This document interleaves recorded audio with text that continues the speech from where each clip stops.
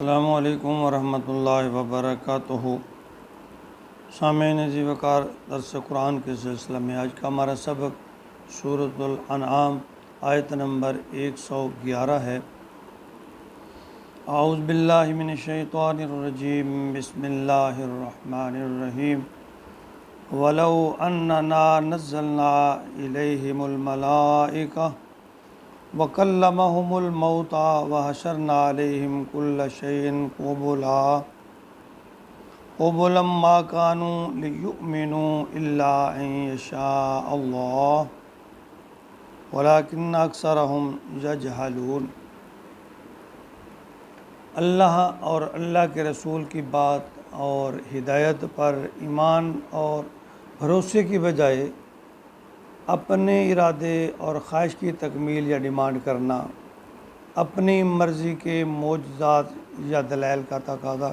کرنا اللہ اور اس کے رسول کی ذات میں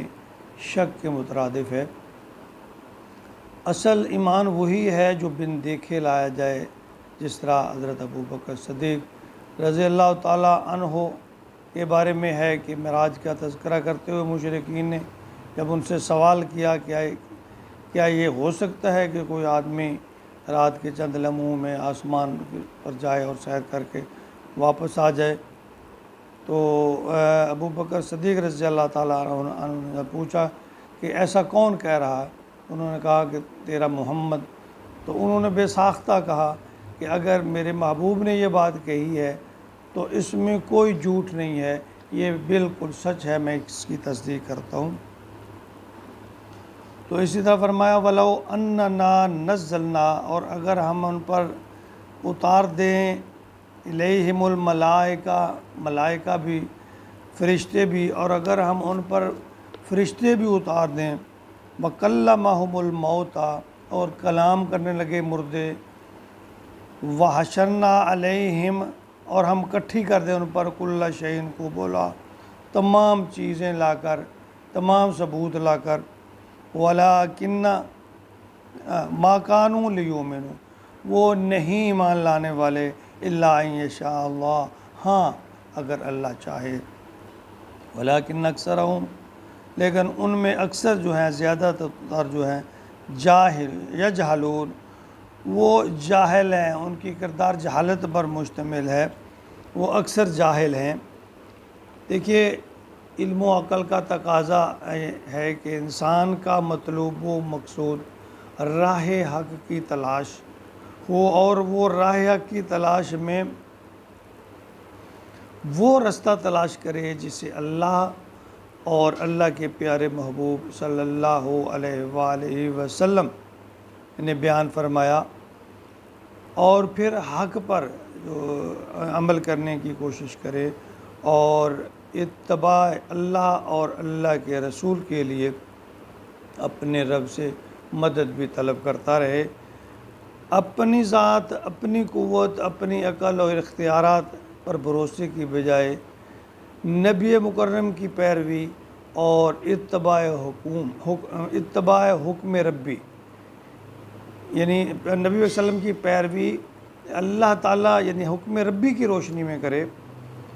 کل بھی یہ جہالت تھی جو قبول حق کے درمیان میں حائل تھی، اور اب بھی ہے کہ اگر ہم یعنی میں جو ہوں، میری عقل، میں عقل مند جو ہوں، میں جو جانتا ہوں، مجھے سب پتہ ہے، میں جو کرتا ہوں وہی سب بہتر ہے، اگر یہ میں والی جہالت جو ہے اس کا پردہ ہٹا کر اپنی خواہش، تمنا اور عقل کو اللہ اور اللہ کے رسول صلی اللہ علیہ وسلم کے تابع کر دیا جائے، اور اللہ کی مشیت و حکم کو دل سے تسلیم کر لیا جائے، تو امید ہے کہ اللہ ہماری مدد و نصرت فرمائیں گے اور اپنی رضا کے دروازے ہمارے لیے کھول دیں گے۔ اس آیت میں اللہ رب العالمین یہ فرما رہے ہیں کہ اگر کوئی انسان اپنے ارد گرد کائنات میں پھیلی ہوئی لاکھوں نشانیاں ان سے بھی ہدایت حاصل نہیں کرتا، تو وہ معجزات دیکھ کر بھی اس میں کیڑے نکالے گا، جس طرح نبی اکرم صلی اللہ علیہ وسلم جب معجزہ کوئی دکھاتے تو کہتے جی یہ تو جادو ہے، یہ تو جادو ہے، محمد نے جادو کر دیا ہے۔ سورہ یونس آیت نمبر 96 اور 97 میں فرمایا گیا ان الذین حقت علیہم کلمۃ ربک، یعنی تیرے رب کی بات ثابت ہو چکی، جن پر تیرے رب کی بات ثابت ہو چکی، لا یؤمنون، وہ ایمان نہیں لائیں گے، ولو جاءتہم کل آیہ، اگرچہ ان کے پاس ہر قسم کی نشانی آ جائے، یرب العذاب العلیم، یہاں تک کہ ان کو دردناک عذاب ہوگا۔ اللہ فرماتے ہیں یہ صرف اور صرف کیڑے نکالنے کے لیے، اس میں حجتیں پیدا کرنے کے لیے یہ سب کچھ کر رہے ہیں۔ جیسے فارسی میں ایک مقولہ ہے،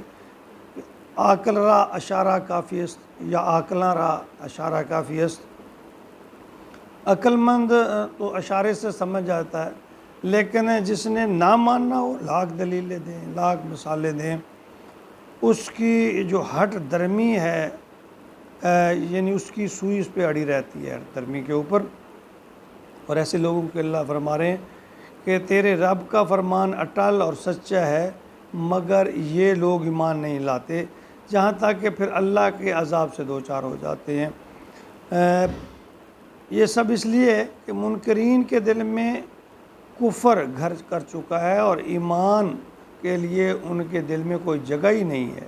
جیسا کہ آیت مبارکہ میں فرمایا گیا کہ وہ اپنی آنکھوں سے فرشتے بھی دیکھ لیں،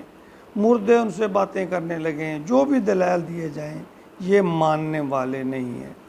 انہی لوگوں کے بارے میں اللہ تعالیٰ نے فرمایا کہ سم بکم عمي فهم لا يرجعون، یعنی گنگے بہرے اندھے انہی کو فرمایا کہ فرمایا ختم اللہ علی قلوبہم وعلی سمعہم وعلی ابصارہم غشاوۃ ولہم عذاب عظیم، یعنی اس پہ پھر اللہ تعالیٰ جو مہر لگانے کا جو فیصلہ فرماتے ہیں، جو فرمان ہے، وہ اسی بنا پہ ہے کہ جب بار بار ان کو اللہ کا حکم پیش کیا جاتا ہے، اس میں کیڑے نکالتے ہیں، اس میں حجتیں نکالتے ہیں، اس کو ماننے کے لیے تیار نہیں ہوتے، حق کو تسلیم نہیں کرتے، تو پھر اللہ تعالیٰ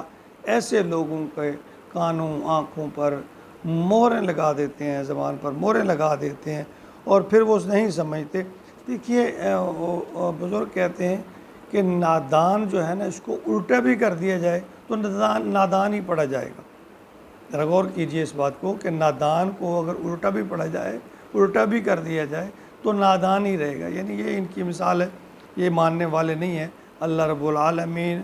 ہمیں اس طرح کی حجتیں یا ہر درمی سے محفوظ رکھے